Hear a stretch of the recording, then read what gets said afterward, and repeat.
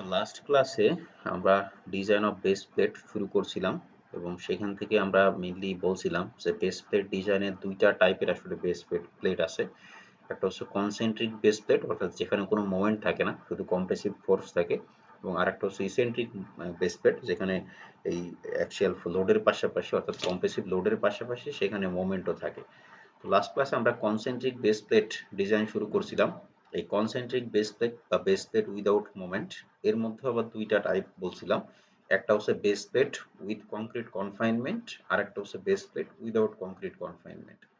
এর মধ্যে প্রথম কেস যেটা, অর্থাৎ যেখানে কনসিডার করা হয় যে স্টিলের কংক্রিটের যে পেডেস্টাল এবং স্টিলের যে বেস প্লেট, এই দুটার এরিয়াটা যদি ইকুয়াল কনসিডার করা হয়, তখন যে কেস সেটাকে আমরা বলি হচ্ছে উইদাউট কংক্রিট কনফাইনমেন্ট, অর্থাৎ এখানে কোনো কংক্রিট কনফাইনমেন্ট থাকে না। এই কেসের জন্য একটা বেস প্লেট আমরা ডিজাইন করছিলাম। এক্সাম্পল 1 যেটা ছিল সেটা আমরা ডিজাইন করছিলাম, সলিউশন করছিলাম, এবং সেখান থেকে দেখছিলাম যদি এই এরকম A2 ইকুয়াল টু A1, অর্থাৎ কেস 1 বা বেস প্লেট উইদাউট কনফাইনমেন্ট, এরকম কেস যদি থাকে তাহলে কিভাবে ডিজাইন করতে হয়, এই প্রসেসটা আমরা লাস্ট ক্লাসে দেখছিলাম। এটার উপর থেকে আপনাদের একটা হোমওয়ার্ক দিয়েছিলাম এক্সাম্পল 2 যেটা, সেটাকে বাসায় প্র্যাকটিস করতে বলছিলাম। তো তারপরেও আমি আজকে এক্সাম্পল 2 দিয়েই শুরু করব, কারণ ওইখানে একটা টার্ম আছে কনফাইনমেন্ট রেশিও। কনফাইনমেন্ট রেশিও কি জিনিস বা সেটার কারণে কিভাবে সলিউশন করতে হয়, সেটা দিয়ে আমরা মেনলি আজকে শুরু করব। এক্সাম্পল 2 যেটা, যে প্রবলেমটা আছে, এটা হচ্ছে এক্সাম্পল 1 এবং এক্সাম্পল 2 মেইনলি একই প্রবলেম, জাস্ট দুইটা আলাদা আলাদা মেথডে সলিউশন করা। একই মানে এক্সাম্পল 1 এও যেটা ছিল এখানেও সেম একই কথাই লেখা আছে। সে এ W12 into 96 column piers on a 24 into 24 inch concrete pedestal. The minimum concrete compressive strength is 3 ksi and the base plate yield is stress of steel is 36 ksi. Determine the base plate plan dimension and thickness for a given required strength using concrete confinement. তো যখনই এই concrete confinement কথাটা লেখা থাকবে, এই case 2 নাকি case 3 এটা আমার জানার দরকার নাই। যখনই কংক্রিট কনফাইনমেন্ট কথাটা লেখা থাকবে, তখনই আমাদের মধ্যে মাথায় একটা ফিগার নিয়ে আসতে হবে যে এখানে এই যে কংক্রিটের যে ফুটিংটা আছে তার তুলনায় স্টিলের যে বেস প্লেট এটা ছোট। এবং এটাই হচ্ছে মোস্ট রিয়ালিস্টিক কেস। বেশিরভাগ ক্ষেত্রে এরকমই হয় যে কংক্রিট কনফাইনমেন্ট থাকে, বেস প্লেটটা ছোট থাকে এবং বেস প্লেটের চারপাশে এই কংক্রিট দ্বারা আবদ্ধ থাকে। এই কনফাইনমেন্ট কথাটার মানে হচ্ছে আবদ্ধ থাকা। তো যখনই কংক্রিট কনফাইনমেন্ট থাকবে, তখনই আমাদের মাথায় এরকম একটা ফিগার নিয়ে আসতে হবে সেখানে কংক্রিটের যে পেডেস্টালটা, এটা এই স্টিলের যে বেস প্লেটটা আছে সেটাকে আবদ্ধ করে রাখবে। তো এরকম যেমন এর আগে এক্সাম্পল 1 যেটা সলিউশন করছিলাম সেখানে ছিল হচ্ছে উইদাউট কংক্রিট কনফাইনমেন্ট, অর্থাৎ সেখানে কংক্রিট কনফাইনমেন্ট ছিল না। তো সেই সমস্ত কেসে আমরা মাথার মধ্যে এরকম একটা ফিগার নিয়ে আসি যে সেই সমস্ত কেসে যে কংক্রিটের পেডেস্টাল এবং যে স্টিলের বেস প্লেট, এই দুটো হচ্ছে equal, A1 equal two A2। তো যদি কংক্রিট কনফাইনমেন্ট না থাকে, তখন আমরা ওই সিনারিওটা চিন্তা করি। আর এখানে যেহেতু আমাদের প্রশ্নেই বলা আছে যেখানে কংক্রিট কনফাইনমেন্ট আছে, তো কংক্রিট কনফাইনমেন্ট যদি থাকে তাহলে সেই ক্ষেত্রে আমাদের এরকম একটা ফিগার চিন্তা করতে হবে যে বেস প্লেটের তুলনায় স্টিল সরি যে কংক্রিটের পেডেস্টাল বা ফুটিংটা আছে সেটার এরিয়াটা বড়, এবং এই কংক্রিটের পেডেস্টালটা বেস প্লেটটাকে আবদ্ধ করে রাখে। এই যে প্রবলেমটা শেষে বলা আছে হচ্ছে এখানে টোটাল ফ্যাক্টর লোড বা আলটিমেট লোড দেওয়া আছে 700 কি। আর অ্যালাউবেল আমরা যদি এসডি ডিজাইনের মধ্যে চাইতেছি না, তাই আমরা অ্যালাউবেল লোড নিয়ে আসলে খুব একটা কনসার্ন হইতেছি না। তো এটার আমরা একটু সলিউশনটা দেখি, হ্যান্ড সলিউশন থেকে দেখাই। এখানে একটু ডিটেইলড ওয়েতে করা আছে। এক্সাম্পল 1 তো আমরা গত ক্লাসে সলিউশন করছি, আমরা দেখবো সে এক্সাম্পল 2। তো একদম এক্সাম্পল 1 এর মতোই সলিউশন প্রসেসটা হুবহু সেম। প্রথম স্টেপে লোড ক্যালকুলেশন করে নিতে হয়। তো এখানে যেহেতু আমাদের সরাসরি লোড দেওয়া আছে, আলটিমেট লোড দেওয়া আছে 700 কিল, তাই এখানে আমাদের আলাদাভাবে লোড ক্যালকুলেশন করার প্রয়োজন নাই। যদি না দেওয়া থাকতো তাহলে সেই ক্ষেত্রে আমাদের ওই 1.2 into dead load plus 1.6 into live load, ওই মেথডের মাধ্যমে আমরা বের করে নিতাম, ওই ফর্মুলা দিয়ে বের করে নিতাম। এরপরে সেকেন্ড যে স্টেপটা সেটা হচ্ছে বেস প্লেটের ট্রায়াল এরিয়া ক্যালকুলেশন করে নেওয়া। বেস প্লেটের এরিয়াটা ক্যালকুলেশন করার ফর্মুলা যেটা, সেটা হচ্ছে A1 equal to PU divided by 2 phi into 0.85 into F prime C। Last ক্লাসে যখন আমরা উইদাউট কংক্রিট কনফাইনমেন্টের প্রবলেমটা সলিউশন করি, জাস্ট ওই উইদাউট কংক্রিট কনফাইনমেন্ট এবং আজকের যে প্রবলেমটা সলিউশন করতেছি যে উইথ কংক্রিট কনফাইনমেন্ট, এদের মধ্যে বেসিক পার্থক্যটাই হচ্ছে শুধুমাত্র এই ফর্মুলাতে, আর কোনো পার্থক্য নাই। ওই ফর্মুলাটা ছিল হচ্ছে PU divided by 5 into 0.85 F prime C। এখানে জাস্ট তার মানে পুরো ভ্যালুটা হাফ দ্বারা মানে গুণ হয়ে যায় বা 2 দ্বারা ভাগ হয়ে যায়, তাই PU divided by half, sorry PU divided by 2 into 5 into 0.85 F prime C. এখন যদি ভ্যালুগুলো বসাই দেই, এটা হ্যান্ড সলিউশনও করা আছে। PU এর ভ্যালু দেওয়া আছে 700 কিউব, 2 তো একটা কনস্ট্যান্ট ভ্যালু, ফাই এর ভ্যালু বলছিলাম 0.65 into 0.85 into F prime C, প্রশ্নে বলা আছে 3 কেএসআই। পুরোটা ক্যালকুলেশন করলে এরিয়া আসছে হচ্ছে 211.16 ইঞ্চি স্কোয়ার। এরিয়া ক্যালকুলেশন করার পরে আবার বলছিলাম যে এই এরিয়া থেকে এখন আমাদের এই যে বেস প্লেটটা, সেই বেস প্লেটটার লেন্থ এবং উইডথ ক্যালকুলেশন করতে হবে। তো প্রথমে লেন্থ ক্যালকুলেশন করার ফর্মুলা হচ্ছে এইটা, যে এই length n equal to root over a1 plus del. এই ডেলটা হচ্ছে একটা correction factor, length correction factor. তো যেহেতু আমরা a1 এর ভ্যালুটা এখানেই পাইছি 211.16, আমরা ডেলের ভ্যালুটা প্রথমে বের করে নিব। ডেল ইকুয়াল টু হচ্ছে 0.95d minus 0.8bf divided by 2। 0.95 into D এর ভ্যালুটা পাবো আমরা হচ্ছে এআইসি টেবিল থেকে। এই যে আপনাদের এতদিন ধরে যে এআইসি টেবিলটা পড়াই, টেবিল 1.1, এইখান থেকে যে স্টিল সেকশনটা দেওয়া আছে, সেই স্টিল সেকশনের জন্য আমাদের ডি এবং বিএফ এই দুইটা ভ্যালু আমরা এখান থেকে পাবো। সাপোজ আমাদের এইখানে যে প্রবলেমটা, সেখানে বলা আছে ডাব্লিউ 12 ইন্টু 96, তো 12 ইন্টু 96 এর জন্য ডি এর ভ্যালুটা হচ্ছে 12.7। তো সেটা এখানে ইউজ করা হয়েছে, ডি ইকুয়াল টু 12.7। সেম একইভাবে এই টেবিল থেকে বিএফ, এই যে এখানে বিএফ এর ভ্যালু দেওয়া আছে, বিএফ এর ভ্যালুটা হচ্ছে 12.2। তো এখানে বসানো হচ্ছে 12.2, ক্যালকুলেশন করলে লেন্থ কারেকশন ফ্যাক্টরটা আসছে 1.15। এটা ইঞ্চি স্কোয়ার হবে না, এটা ইঞ্চি হবে। এটা যে সলিউশন করছে তার একটু মিস্টেক হয়েছে, এটা হচ্ছে ডেল ইকুয়াল টু 1.15 ইঞ্চি। তাহলে এখন যদি আমরা এখানে ফর্মুলাতে বসাই দেই, রুট ওভার a1 এর ভ্যালু হচ্ছে 211.16 প্লাস 1.15, ক্যালকুলেশন করলে লেন্থের ভ্যালুটা আসছে 15.7, যেটাকে আমরা রাউন্ডিং করে লিখতে পারি হচ্ছে 16 ইঞ্চি। এখন যখন একটা রেক্ট্যাঙ্গুলার বেস প্লেটের আমরা লেন্থটা জানি এবং এরিয়া জানি, তাহলে তার প্রস্থ বা উইডথ ক্যালকুলেশনের জন্য জাস্ট এরিয়াকে লেন্থ দ্বারা ভাগ করে দিলে তার প্রস্থ বা উইডথ কতটুকু, সেই ভ্যালুটা আমরা পেয়ে যাব। তাই সেটাই বের করা হয়েছে যে b equal to a1 divided by n। a1 এর ভ্যালু হচ্ছে 211.16 ডিভাইড বাই n এর ভ্যালু হচ্ছে 16, ক্যালকুলেশন করলে ভ্যালুটা আসছে 13.2, যেটাকে রাউন্ডিং করে লেখা যায় হচ্ছে 14 ইঞ্চি। তাহলে আমাদের যে ট্রায়াল বেস প্লেটটার আমরা ডাইমেনশন পাইলাম, তার লেন্থ হচ্ছে 16 ইঞ্চি এবং তার উইডথ প্রস্থ হচ্ছে 14 ইঞ্চি।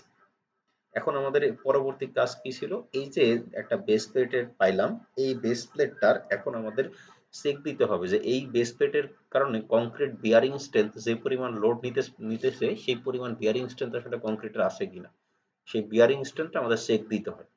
তো লাস্ট যে আমরা 1 নম্বর প্রবলেমটা করছিলাম, সেই 1 নম্বর প্রবলেমে আমরা এই স্টেপটা করার পরে আমরা সরাসরি এই কংক্রিটের বিয়ারিং স্ট্রেংথ চেক দিছিলাম। এই যে চেক ফর লোড, এই স্টেপটা সরাসরি আমরা এই ফর্মুলা দিয়ে কংক্রিটের বিয়ারিং স্ট্রেংথ চেক দিছিলাম। তবে এই প্রবলেমটাতে একটু তার আগে একটু কাজ করে নিতে হবে, কারণ লাস্ট যে প্রবলেমটা করছিলাম সেইখানে আমরা ডাইরেক্ট আমাদের থিওরিটিক্যাল অ্যাজাম্পশন ছিল হচ্ছে a1 ইকুয়াল টু a2, আমাদের সরাসরি অ্যাজাম্পশন ছিল হচ্ছে a1 ইকুয়াল টু a2।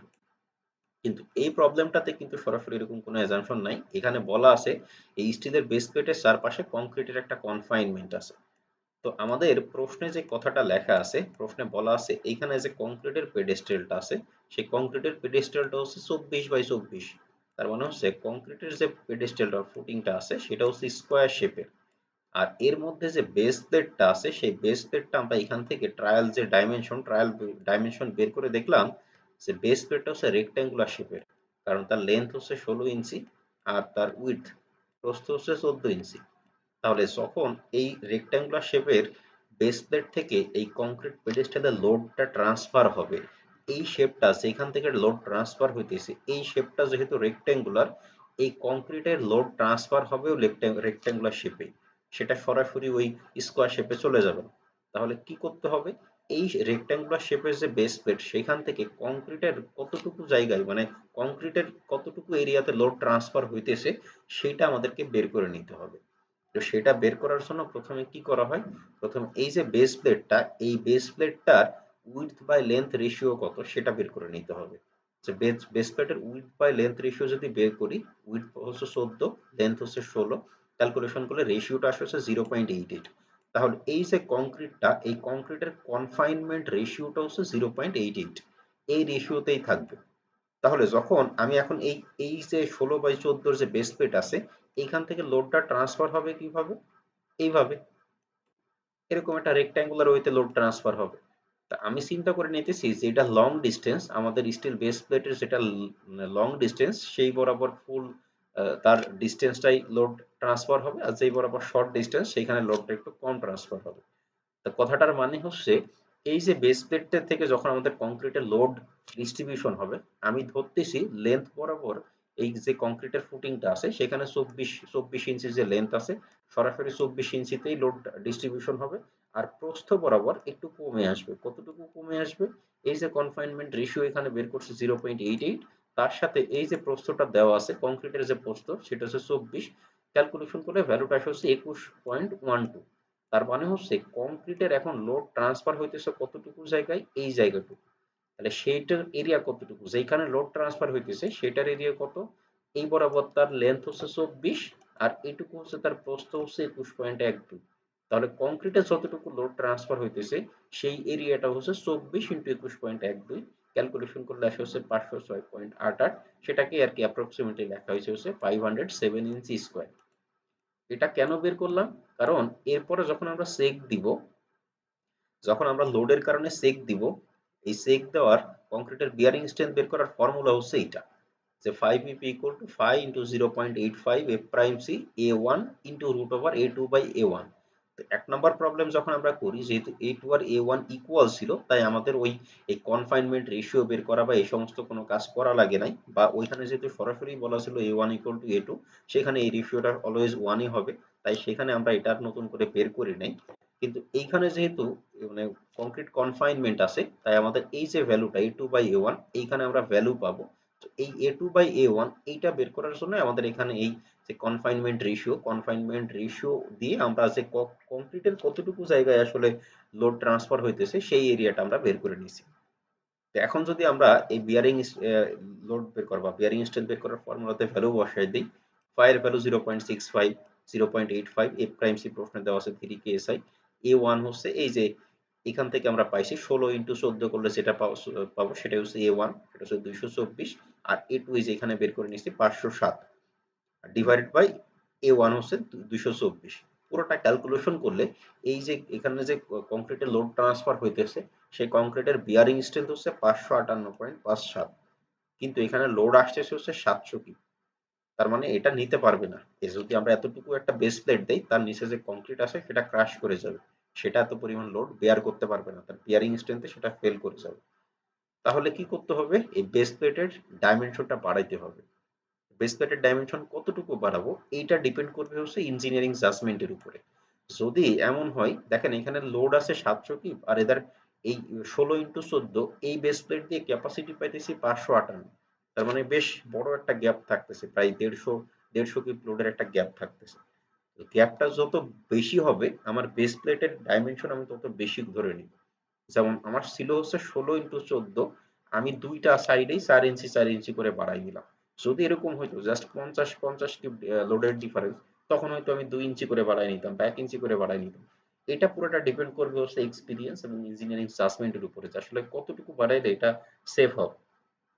তো এখানে যেহেতু মোটামুটি 150 কিউবের একটা গ্যাপ আছে, তাই 4 ইঞ্চি করে বাড়াই নিলাম, অর্থাৎ লেন্থটা আগে ছিল হচ্ছে 16 ইঞ্চি, এখন আমি 4 ইঞ্চি মানে বৃদ্ধি করে ইনক্রিজ করে ধরে নিলাম 20 ইঞ্চি। আর প্রস্থটা ছিল 14 ইঞ্চি, সেটাও 4 ইঞ্চি বৃদ্ধি করে আমি ধরে নিলাম হচ্ছে 18 ইঞ্চি। তাহলে নতুন এখন বেস প্লেটের এরিয়া হবে হচ্ছে 20 ইন্টু 18, 360 ইঞ্চি স্কোয়ার। তাহলে এখন যে বেস প্লেটের এরিয়াটা চেঞ্জ হয়ে গেল, তাহলে একদম সেম একইভাবে এখন কংক্রিটের কতটুকু এরিয়াতে লোড ডিস্ট্রিবিউশন হইতেছে সেটাও বের করে নিতে হবে। তাহলে নতুন করে আমাদের আবার কনফাইনমেন্ট রেশিওটা বের করতে হবে। তাহলে এখন রেশিওটা হচ্ছে এই বি বাই এন, 18/20 করলে ভ্যালুটা আসে 0.9। তাহলে কংক্রিটের যে ফুটিংটা আছে, কংক্রিটের ফুটিং এর লেন্থটাকে আমরা ফিক্সড রেখে দিলাম 24 ইঞ্চি। কংক্রিট ফুটিং এর এখন প্রস্থটা হয়ে যাইতেছে হচ্ছে 24 ইন্টু 0.9, তার মানে হচ্ছে 21.6 ইঞ্চি। তাহলে এখন যদি কংক্রিটের কতটুকু এরিয়াতে আসলে লোড ডিস্ট্রিবিউশন হইতেছে সেই ভ্যালুটা বের করি, 24 ইন্টু 21.6 করলে ভ্যালুটা আসছে 518.4 ইঞ্চি স্কোয়ার। তাহলে এখন আমি আবার এই বিয়ারিং স্ট্রেন্থ চেক দিব, যে এখন যে আমি দৈর্ঘ্য এবং প্রস্থ বৃদ্ধি করলাম, এখন কি আসলে বিয়ারিং স্ট্রেন্থ ওকে আছে কি। তো ভ্যালুগুলো বসাই, 5 into 0.85 F prime C A one into root over A two by A one, 5 0.85 F prime C প্রশ্নে বলা আছে 3 K S I, A one নতুন এ ওয়ান হচ্ছে 360, এ টু হচ্ছে 518.4, এ ওয়ান হচ্ছে 360, ক্যালকুলেশন করলে ভ্যালু আসছে 716.04 কিউব। তার মানে আমাদের লোড ছিল 700 কিউব, এখানে পাইলাম হচ্ছে 716.04 কিউব। তার মানে এখন লোডের তুলনায় তার স্ট্রেংথ বেশি আছে, বিয়ারিং স্ট্রেংথ বেশি আছে। তার মানে এখন ডাইমেনশনটা ঠিক আছে। এই যে বেস প্লেটের ডাইমেনশন ধরছিলাম, ডাইমেনশনটা ঠিক আছে। এখন বেস প্লেটের ডাইমেনশন অর্থাৎ লেন্থ আর উইডথ ক্যালকুলেশন করার পরে কাজ হচ্ছে থিকনেস ক্যালকুলেশন করা। তো থিকনেস ক্যালকুলেশনের জন্য আমি বলছিলাম, তো থিকনেস ক্যালকুলেশন করার জন্য প্রথমে আমাদের একটা ফ্যাক্টর বের করে নিতে হয়, একটা টার্ম বের করে নিতে হয়, সেটা হচ্ছে এল। এল বলছিলাম যে এলটা হচ্ছে তিনটা ভ্যালু থাকে, এম, এন এবং গামা এন প্রাইম। ওই তিনটার মধ্যে যেটা বড় সেটা হচ্ছে এল। তবে এই গামা এন প্রাইম এটার ক্যালকুলেশনটা একটু লেন্দি ক্যালকুলেশন এবং রিপিটেটিভ ক্যালকুলেশন, এটা আমি ক্যান্সেল আউট করেছিলাম, বাদ দিয়ে দিয়েছিলাম। তো বলছিলাম যে এম বের করব এবং এন বের করব, এই দুটার মধ্যে থেকে যেটা বড় ম্যাক্সিমাম সেটা হবে হচ্ছে এল এর ভ্যালু। তো এমটাকে বলছিলাম এমটা ডিপেন্ড করে হচ্ছে লেন্থের উপরে। তাই লেন্থ এন মাইনাস লেন্থের জন্য যে একটা ফ্যাক্টর বলছিলাম যখন আমরা ডেল ক্যালকুলেশন করি, এই যে লেন্থ কারেকশন ফ্যাক্টর যখন ক্যালকুলেশন করি, এটার সাথে রিলেটেড আর কি। এই যে কারেকশন ফ্যাক্টরটা যখন বের করি, প্রথম পার্টটা হচ্ছে লেন্থের সাথে কানেক্টেড, সেকেন্ড পার্টটা হচ্ছে উইডথের সাথে কানেক্টেড। তো যখন আমরা এম বের করব, N minus 0.95 D divided by 2, এটা হচ্ছে এম এর ফর্মুলা। যখন আমরা এন বের করব, এন ইকুয়াল টু হচ্ছে B minus 0.8 VF divided by 2। তো সেটাই এখানে ইউজ করা হয়েছে, একই ফর্মুলা ইউজ করা হয়েছে। যখন এম বের করছি, N minus 0.95 D divided by 2, so N এর ভ্যালু 20 মাইনাস 0.95 টু ডি হচ্ছে 12.7, এই যে এআইসি টেবিল থেকে আমরা বের করে রাখছিলাম, ডিভাইডেড বাই 2 ক্যালকুলেশন করলে এম এর ভ্যালু আসে হচ্ছে 3.96। আর এই B minus 0.8 BF divided by 2, এই ফর্মুলা দিয়ে এন ক্যালকুলেশন করলে ভ্যালু আসে হচ্ছে 4.1। এই দুটার মধ্যে ম্যাক্সিমাম বড় বা এই দুটার মধ্যে বড় ভ্যালুটা হচ্ছে 4.12, তাই আমি লিখবো এল ইকুয়াল টু 4.12। এখন যদি আমি থিকনেস ক্যালকুলেশন করার ফর্মুলাতে ভ্যালু বসাই দেই, এল এর ভ্যালু হচ্ছে 4.12, 2 ইন্টু পিইউ ভ্যালু প্রশ্নে বলা আছে ultimate load 700 cube, divided by যখন আমরা থিকনেস ক্যালকুলেশন করতেছি, আর থিকনেস ক্যালকুলেশনের সময় ফাই এর ভ্যালুটা হচ্ছে 0.9। মেনলি এটা আসে হচ্ছে স্টিলের ইল্ড স্ট্রেংথ থেকে। তো ইল্ড স্ট্রেংথের ক্ষেত্রে আমরা রিডাকশন ফ্যাক্টরটা ইউজ করি 0.9 এই ইউএসডি মেথডে বা এলআরএফডি মেথডে। 0.9 ইন্টু ইল্ড স্ট্রেংথ হচ্ছে 36 ডিভাইডেড বাই প্রস্থ 18 ইঞ্চি, লেন্থ হচ্ছে 20 ইঞ্চি। পুরোটা ক্যালকুলেশন করলে থিকনেসের রিকোয়ার্ড থিকনেস হচ্ছে 1.43 ইঞ্চি। আমরা বলছিলাম বাজারে কমার্শিয়ালি যে সমস্ত প্লেট বানানো হয় সবগুলো 0.25 ইঞ্চিতে রাউন্ডিং করা হয়। তো সেটা যদি রাউন্ডিং করে দেই তাহলে সেটা হচ্ছে রাউন্ডিং করে লিখছে 1.5 ইঞ্চি।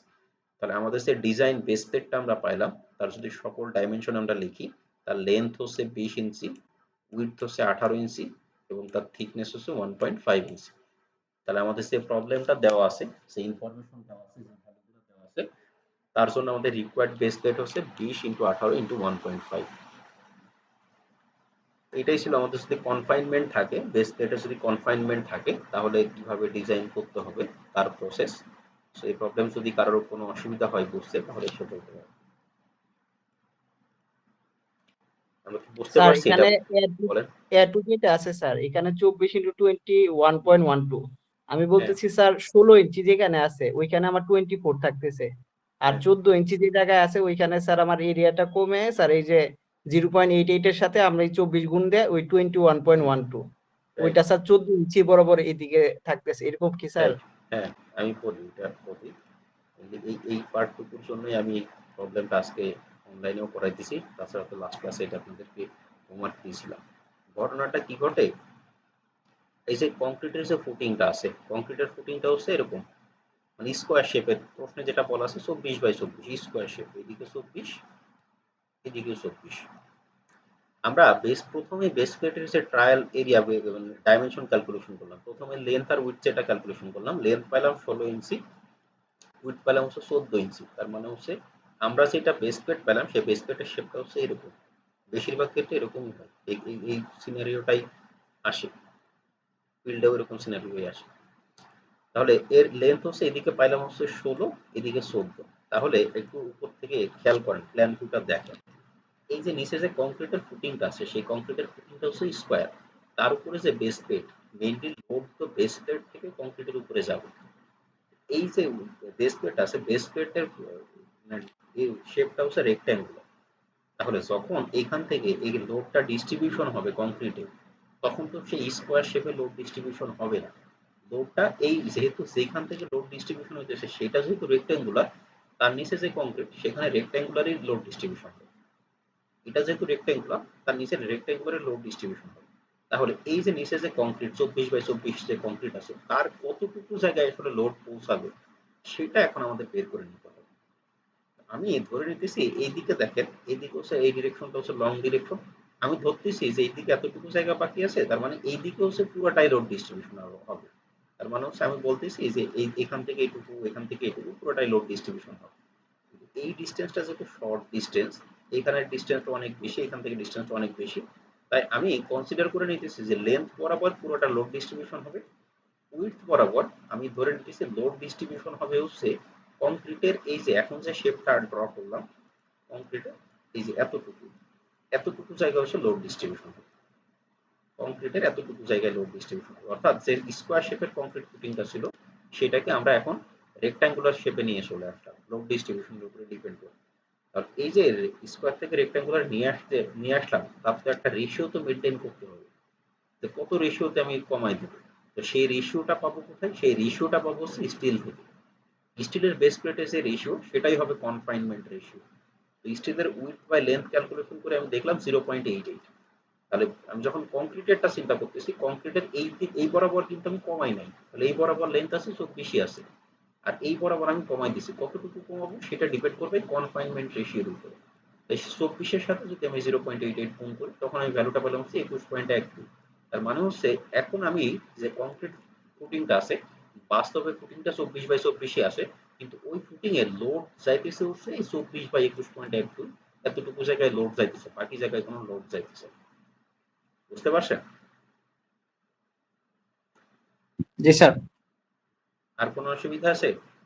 স্যার তাহলে এই তো এখানে যদি স্যার আমি 21 ইঞ্চি বলি তাহলে 24 ইঞ্চি যদি হয় তাহলে স্যার আমার ওই দিকে 1.5 ইঞ্চি, উপরে 1.5 ইঞ্চি, নিচে 1.5 ইঞ্চি এইরকম করে স্যার বাদ যাচ্ছে এরকম। হ্যাঁ, এরকম বাদ যাইতে পারে। 21 ইঞ্চি বললে এদিকে 1.5 ইঞ্চি, এদিকে 1.5 ইঞ্চি। এই 1.5 ইঞ্চি আসলে বাদ যাইতে বলছে, এটা কিন্তু যখন কনস্ট্রাকশন করা হবে আমাকে এটা কনস্ট্রাকশন করতে হবে, কিন্তু এই 1.5 ইঞ্চি, এই 1.5 ইঞ্চিতে কোনো লোড যাবে না। লোড এতটুকু জায়গায় থাকবে, এই জায়গাটুকু হচ্ছে লোড ফ্রি থাকবে। বুঝতে পারছেন? জি স্যার। আর কোনো অসুবিধা আছে? আর কারো কোনো অসুবিধা স্যার আছে আমি এখানে? আমি বুঝতে পারছি স্যার। আচ্ছা, আমি ধরে নিলাম যে অসুবিধা নাই। কারণ যদি রেসপন্স না করেন তাহলে তো আমার আসলে বোঝা পসিবল না। আচ্ছা, তাহলে এই কনসেন্ট্রিক বেস প্লেট যেটা, অর্থাৎ বেস প্লেটের উপরে যদি কোনো মোমেন্ট না থাকে, শুধু লোড থাকে, তাহলে কিভাবে ডিজাইন করতে হয় সেটা আমরা শিখলাম। লাস্ট ক্লাসে একটা প্রবলেম সলিউশন করাইছি, এবং আজকে যে প্রবলেমটা সলিউশন করলাম, এই দুটাই হচ্ছে প্রসেস। যদিও আপনারা যখন এই পিডিএফ পড়বেন দেখবেন 3টা কেস লেখা আছে, কেস 2, কেস 3। এই কেস 2, কেস 3 মেইনলি কেস হচ্ছে 2টা, একটা হচ্ছে উইথ কনফাইনমেন্ট আর একটা হচ্ছে উইদাউট কনফাইনমেন্ট। অর্থাৎ কনফাইনমেন্ট না থাকলে একটা কেস, যেটা আমরা লাস্ট ফ্রাইডেতে পড়ছি। আর যদি কনফাইনমেন্ট থাকে তাহলে একটা কেস, সেটা হচ্ছে আজকের ক্লাসে পড়লাম। এই কেস 2 এবং কেস 3 দুইটাই হচ্ছে কনফাইনমেন্টেরই প্রবলেম। এই দুইটার মধ্যে আসলে লিটারালি কোনো পার্থক্য নেই, একই। মানে ডিজাইন প্রসেস এদের মধ্যে, মানে এই কেস 2 এবং কেস 3 ডিজাইন প্রসেসে কোনো পার্থক্য নেই, সেম একই প্রসেস। যাই হোক, তো আমরা এখন যেটা শুরু করব সেটা হচ্ছে বেস প্লেট বা eccentric base plate. Eccentric base plate অর্থাৎ এখন বেস প্লেটের উপরে যদি লোডের পাশাপাশি কিছুটা মোমেন্ট থাকে, বেস প্লেটের উপরে লোডও আছে, কিছুটা মোমেন্টও আছে, তাহলে এখন আসলে কিভাবে ডিজাইন করতে হবে? তো যদি বেস প্লেটের উপরে মোমেন্ট থাকে, এই কেসটাকেও দুইটা ভাগে ভাগ করা হয়েছে। একটা হচ্ছে base plate with small moment, সেখানে আসলে মোমেন্টের পরিমাণটা কম, এখানে ইসেন্ট্রিসিটির ভ্যালুটা কম। এখানে ইসেন্ট্রিসিটির ভ্যালুটা ক্রিটিক্যাল ইসেন্ট্রিসিটি ভ্যালু থেকে কম হয়। যদি ইসেন্ট্রিসিটি কম হয় তাহলে সেই ক্ষেত্রে বেস প্লেটের ডিজাইন একরকম। আর base plate with large moment, যেখানে ইসেন্ট্রিসিটি ভ্যালুটা অনেক বেশি, সেই ক্ষেত্রে ডিজাইনটা আরেক রকম। এখানেও যখন আমরা এই লোড প্লাস মোমেন্ট নিয়ে ডিজাইন করতেছি, যে দুইটা type, small moment, large moment, এদের ডিজাইন প্রসেসটাও এই আগের মতো, যখন আমরা ওই উইথ কনফাইনমেন্ট আর উইদাউট কনফাইনমেন্ট অর্থাৎ কনসেন্ট্রিক বেস প্লেট যখন ডিজাইন করলাম, যে দুইটা প্রসেস ছিল, তাদের মধ্যে যে দেখলাম জাস্ট একটা ফর্মুলাতে ডিফারেন্ট, তাছাড়া বাকিটা মোটামুটি কাছাকাছি। এখানেও জাস্ট দুই একটা স্টেপ ডিফারেন্ট। তাছাড়া স্মল মুভমেন্টের জন্য ডিজাইন করি বা লার্জ মুভমেন্টের জন্য ডিজাইন করি, ডিজাইন প্রসেসটা মোটামুটি কাছাকাছি একই রকম। এই যে ডিজাইন স্টেপস যেগুলো দেখতেছি, এগুলো মোটামুটি একই রকম দুইটা টাইপের জন্য। তো প্রথমত সেটা প্রথম যে টপিকটা লেখা আছে design of column base plate with small moment, আসলে একটা কলাম বা বেস প্লেটের উপরে কি পরিমাণ মোমেন্ট আসলে সেটাকে আমরা স্মল মোমেন্ট বলবো, আর কি পরিমাণ মোমেন্ট আসলে সেটাকে লার্জ মোমেন্ট বলবো, এটা আসলে মোমেন্টের ভ্যালু দিয়ে ডিফাইন করা যায় না। এটা ডিফাইন করতে হয় হচ্ছে ইসেন্ট্রিসিটি দিয়ে। এটা ডিফাইন করতে হয় হচ্ছে ইসেন্ট্রিসিটি দিয়ে। এখন আমরা চিন্তা করি, প্রথমে চিন্তা করি যে আসলে বেস প্লেটের উপরে লার্জ মোমেন্ট স্মল মোমেন্ট আসলে কি জিনিস বা মোমেন্ট আমরা এখানে কিভাবে কনসিডার করব, ডিফাইন করব যে কোনটা লার্জ মোমেন্ট কোনটা স্মল মোমেন্ট। ধরেন এটা হচ্ছে একটা স্টিলের বেস প্লেট, তো যেহেতু যদি রেক্টেঙ্গুলার এরকম শেপ হয় তাহলে আমরা খুব স্বভাবতই মানে বুঝতে পারতেছি যে এর সিজি বা সেন্টার অফ গ্র্যাভিটি থাকবে হচ্ছে একদম মাঝখানে, এরকম কোনো একটা মিডল পয়েন্টে থাকবে তার centre of gravity CG.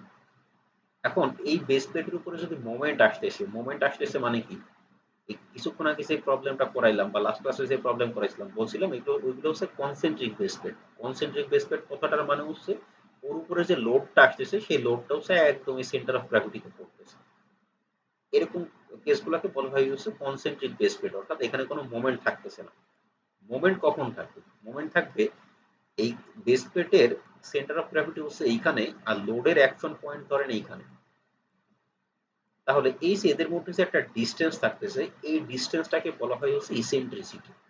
Eccentricity তাহলে লোডটাকে যদি আমরা পি দ্বারা প্রকাশ করি তাহলে এই বেস প্লেটের উপরে কি পরিমাণ মোমেন্ট আসতেছে সেটা এইভাবে বের করা যায় যে এই eccentricity into moment, moment equal to হচ্ছে ফোর্স ইনটু ডিস্টেন্স। তাহলে ফোর্স মানে হচ্ছে লোড, তাহলে লোডটা হচ্ছে পি, তার সাথে ডিস্টেন্সটা হচ্ছে ই, ইসেন্ট্রিসিটি। তাহলে আমাদের এই যে বেস প্লেট যখন আমরা ডিজাইন করব, একটা বেস প্লেটের উপর স্মল মোমেন্ট আছে নাকি লার্জ মোমেন্ট আছে, অর্থাৎ বেস প্লেট স্মল মোমেন্ট নাকি লার্জ মোমেন্ট, সেটাকে আমরা ডিফাইন করবো হচ্ছে এই ইসেন্ট্রিসিটির ভ্যালু দ্বারা। এই যখন একটা বেস প্লেট ডিজাইন করা হয়, আপনারা মনে হয় S M mechanics of solids two, S M টুতে একটা টপিক পড়ে আসছেন, জানি না মনে আছে কিনা, সেটা হচ্ছে কার্ন অফ এ সেকশন। কারণ মনে আছে যে কার্ন অফ এ সেকশন, টার্মটার কথা মনে আছে?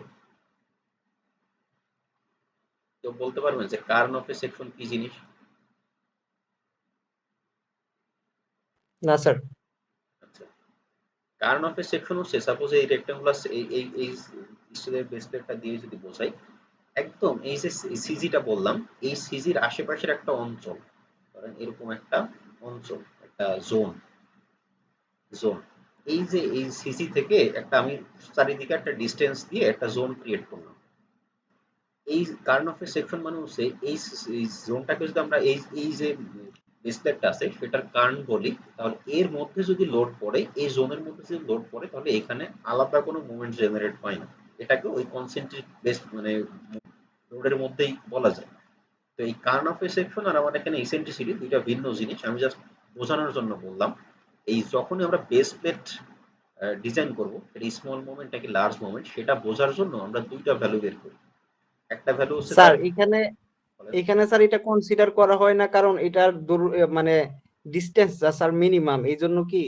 হ্যাঁ, এখানে ডিসটেন্সটা মিনিমাম সেজন্য না, এখানে ডিসটেন্সটা মোটামুটি বেশি। যখন হচ্ছে ওই কার্ন অফ যখন পড়ে আসছেন এসএম2 তে, ওইটা তো ধরেন একটা বিমের মধ্যে বা একটা কলামের মধ্যে যেকোনো একটা পয়েন্ট নিয়ে তারপরে সেটার অ্যানালাইসিস করা হয়। আর এখানে বেস প্লেটে তো একটা বেশ বড় ডাইমেনশন থাকে।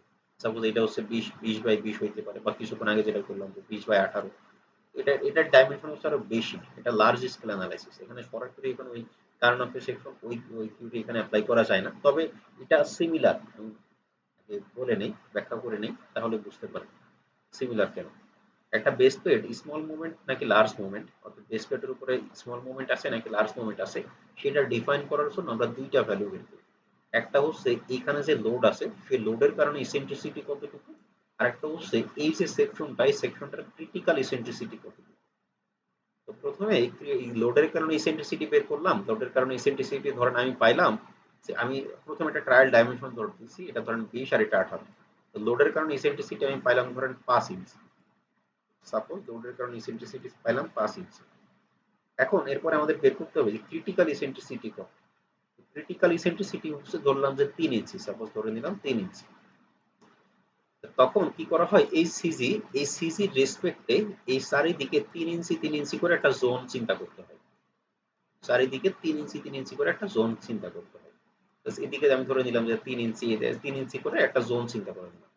এখন এই যে জোন, এই জোনের মধ্যে যদি লোডের অ্যাকশন পয়েন্ট থাকে তাহলে তখন বলা হয় যে base plate with small moment. আর যদি এই লোডের অ্যাকশন পয়েন্টটা এই জোন ক্রস করে বাইরে চলে যায়, তখন সেটাকে বলা হয় হচ্ছে base plate with large moment.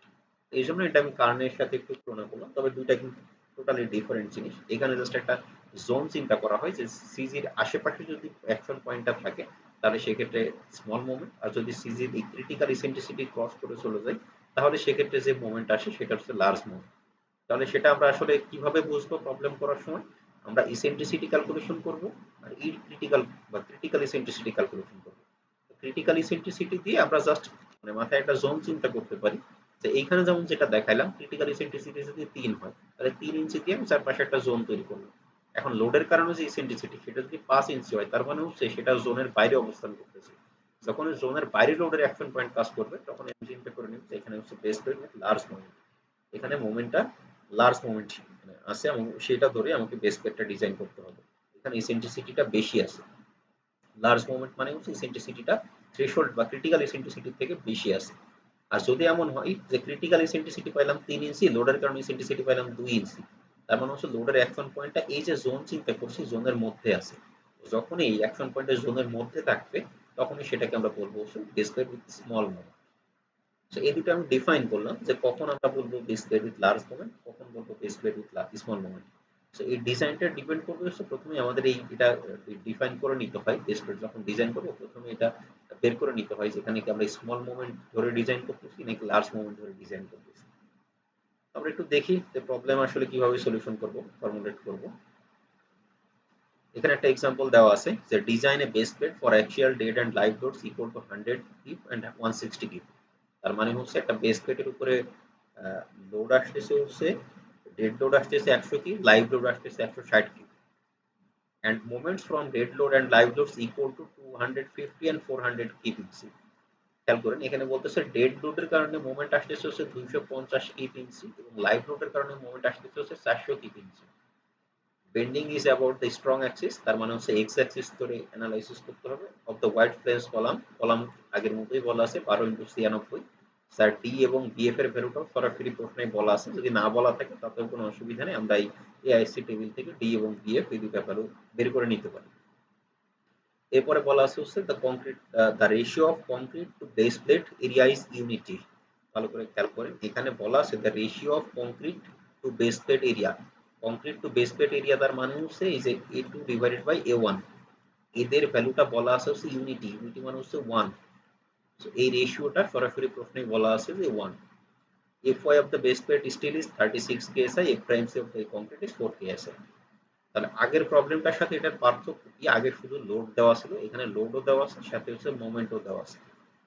Solution মোটামুটি একই রকম, মানে সলিউশন একই রকম বলতে যেহেতু মোমেন্ট আছে মোমেন্টের জন্য কিছু বেসিক সেন্স তো অবশ্যই থাকবে।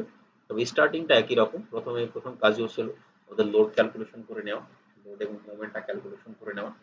হ্যান্ড সলিউশন থেকে যদি দেখাই প্রথম স্টেপটাই হচ্ছে লোড এবং মোমেন্ট ক্যালকুলেশন করে নেওয়া। তো প্রথমে যদি আমি টোটাল লোড ক্যালকুলেশন করে নিতে চাই 1.2 into dead load plus 1.6 into live load. তো 1.2 ইন্টু ডেড লোড বলা আছে 100 কিপ, 1.6 ইন্টু লাইভ লোড বলা আছে 160 কিপ, ক্যালকুলেশন করলে ভ্যালু আসছে 376 কিপ। একইভাবে যদি মোমেন্ট ক্যালকুলেশন করে নেই, আলটিমেট মোমেন্ট বা টোটাল মোমেন্ট হচ্ছে 1.2 into moment into dead load plus 1.6 into moment into live load. 1.2 into dead লোডের কারণে মোমেন্ট হচ্ছে 250, লাইভ লোডের কারণে মোমেন্ট হচ্ছে 400 কিপ ইঞ্চি। ক্যালকুলেশন করলে টোটাল মোমেন্টের ভ্যালু আসছে 940 কিপ ইঞ্চি। প্রথম স্টেপে আমরা লোড এবং মোমেন্ট ক্যালকুলেশন করে নিলাম। সেকেন্ড স্টেপে আমরা কি করতাম, যদি কনসেন্ট্রিক বেস প্লেট হইতো তাহলে আমরা এরিয়া ক্যালকুলেশন করতাম। এরিয়া থেকে তারপরে আমরা লেন্থ এবং উইডথ ক্যালকুলেশন করে নিতাম।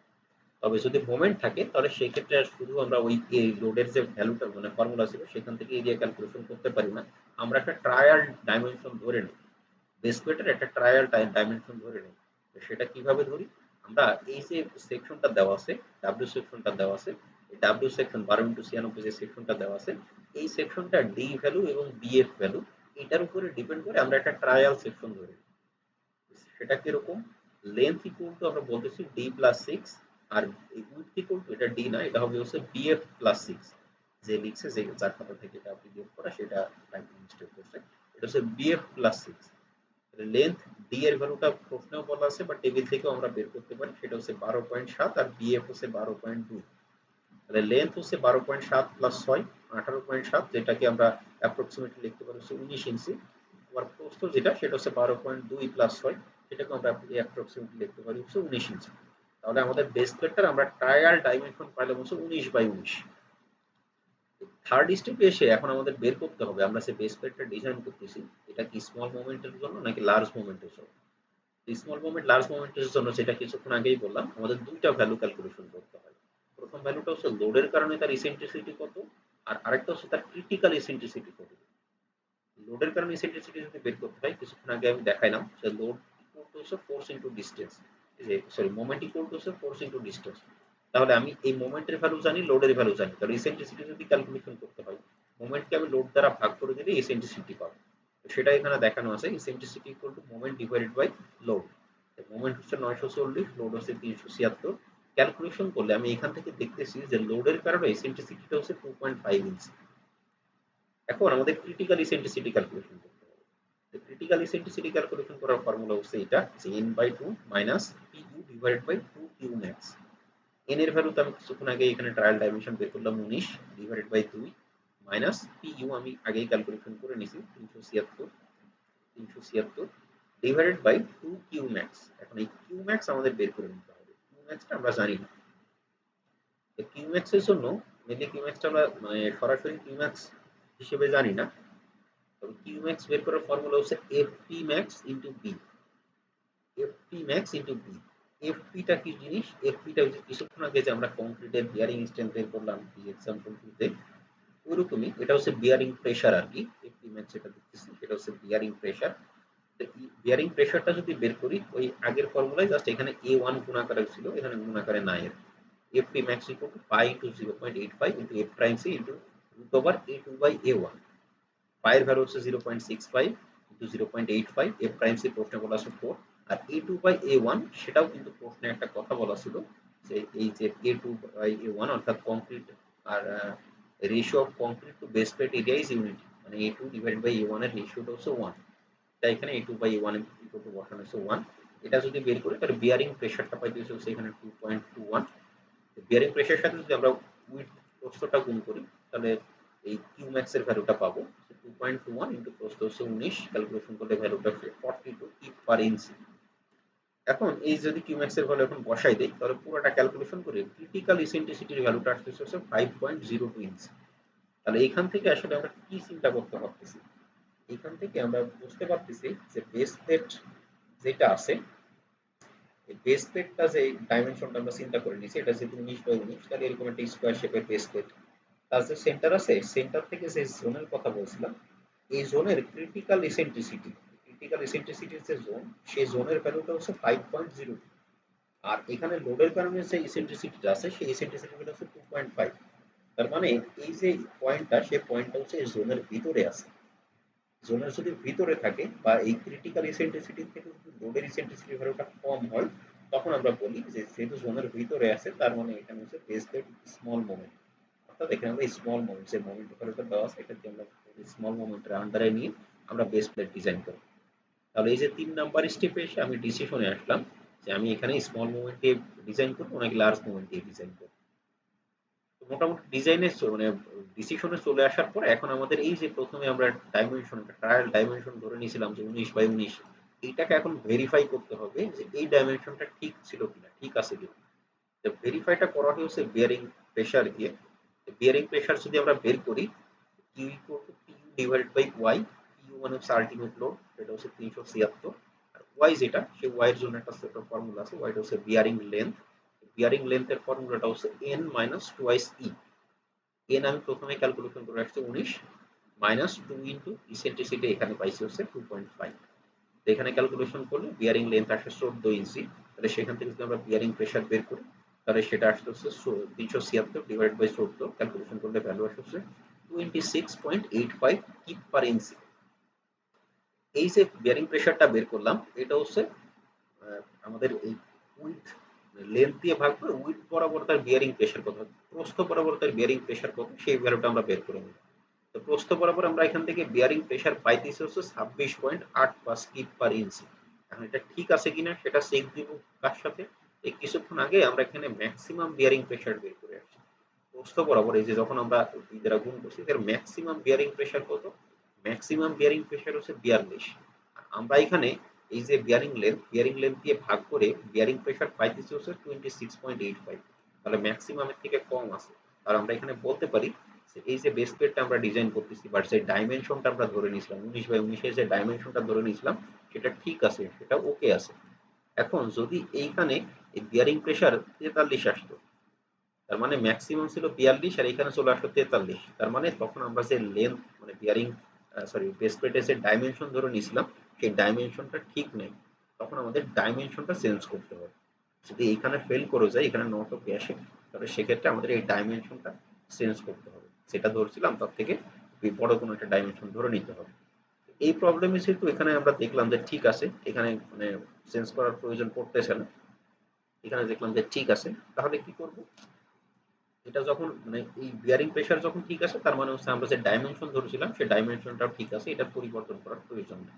তো যখন আমার ডাইমেনশন ফিক্সড হয়ে গেল অর্থাৎ লেন্থ আর উইডথ ফিক্সড হয়ে গেল, এখন আমার কাজ হচ্ছে থিকনেস ক্যালকুলেশন করা। তো এই বেস প্লেটের এই মোমেন্টের জন্য থিকনেস ক্যালকুলেশন করার ফর্মুলা হচ্ছে এইটা 1.5, এটা আসলে এন না, এটা হচ্ছে এল, আগের মতোই।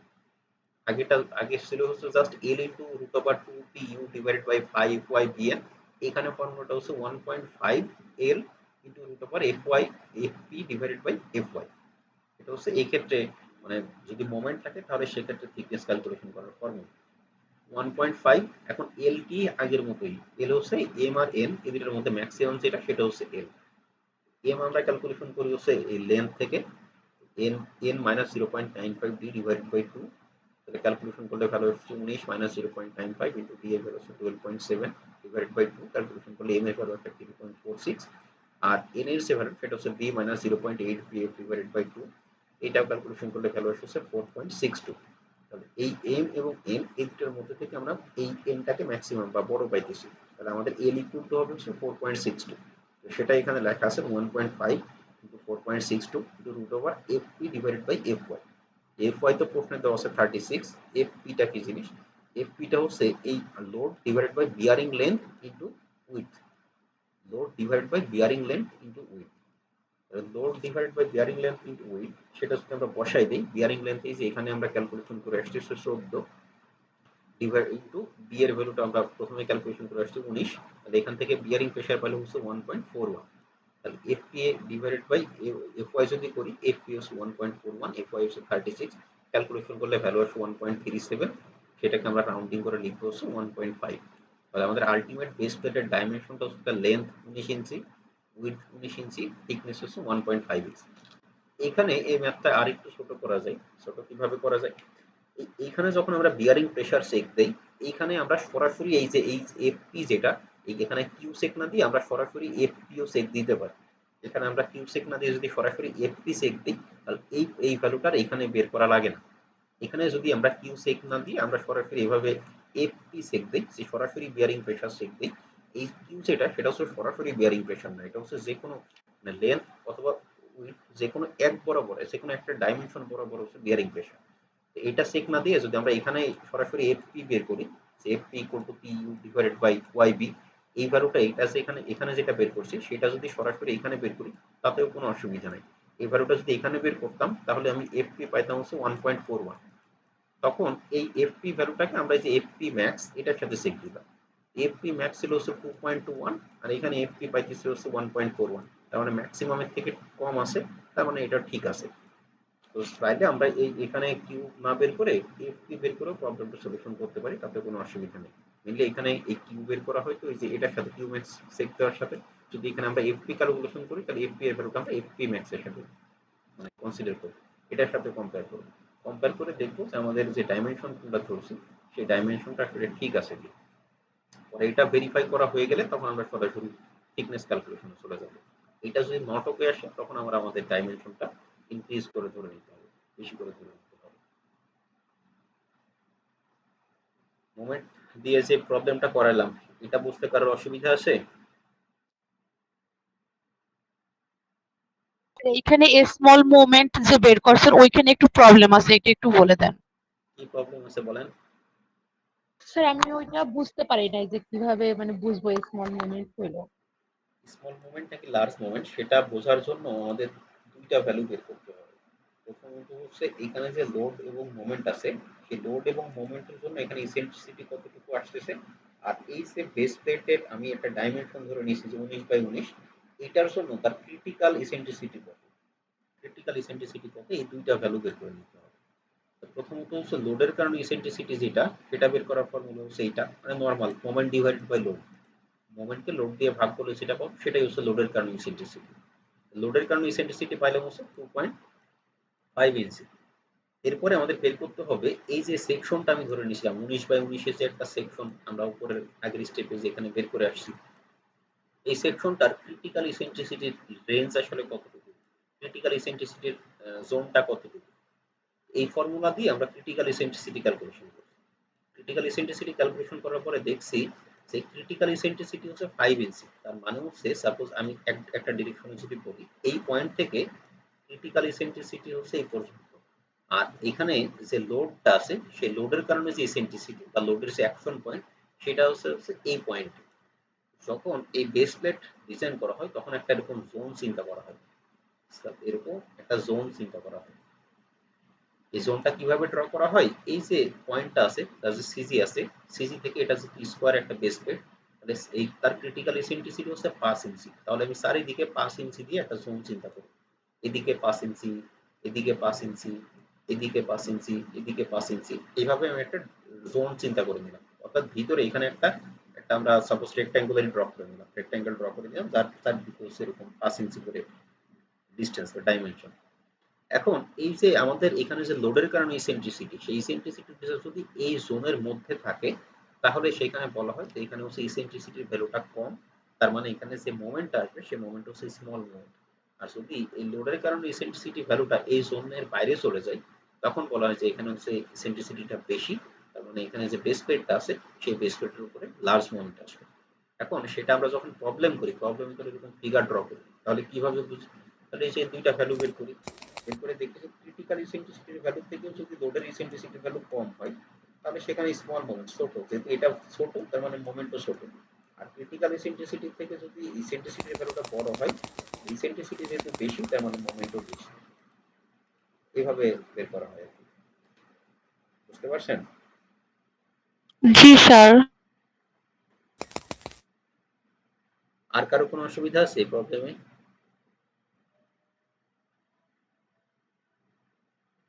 না স্যার। আচ্ছা, তাহলে এখন জি না আমরা sir.